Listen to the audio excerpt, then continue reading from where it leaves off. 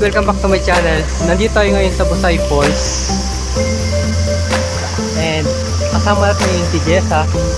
Siya yung magiging tour guide natin ngayon sa falls.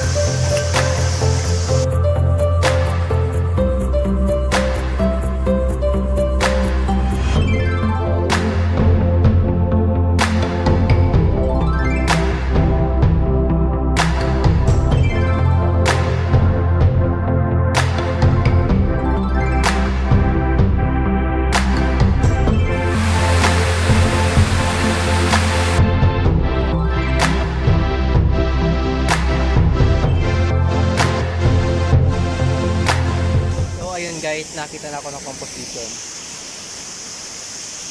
So, binamit kong setting ISO 125 f11, shutter speed 30 seconds.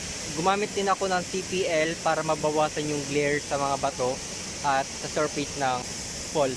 Gumamit din ako ng 10-stop anti-filter para ma-achieve ko yung low exposure na 30 seconds. So, puhin natin yung shot.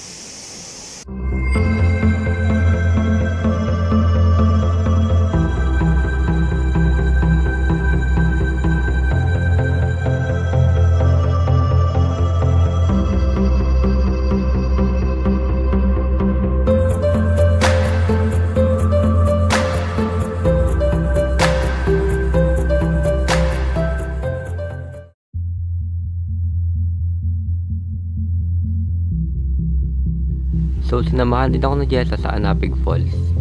Medyo malapit ito kaysa sa Busay Falls, pero ayos lang.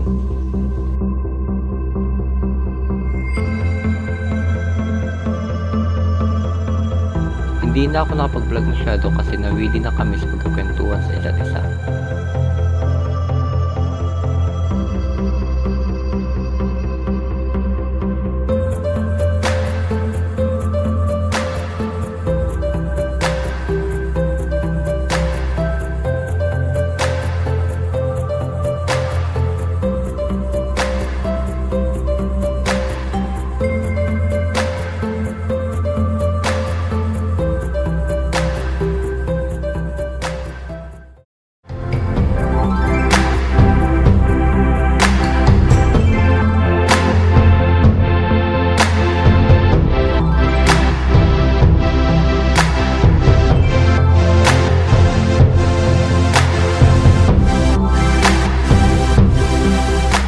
So ayun guys, hindi ko na-record yung pag-uwi ko dahil nalobat nga yung CP ko at nagmamadali na ako pag-uwi. Thank you sa panonood sa episode na ito. Kung bago ka pa lang sa channel ko, please subscribe to my YouTube channel. Pakiclick na rin ang notification bell para ma-notify ka sa mga susunod kong video. Kung meron kang comment o suggestions, i-comment nyo lang sa baba at pag-usapan natin yan. So abangan ninyo ang mga susunod kong landscape photography adventure. Salamat sa panonood!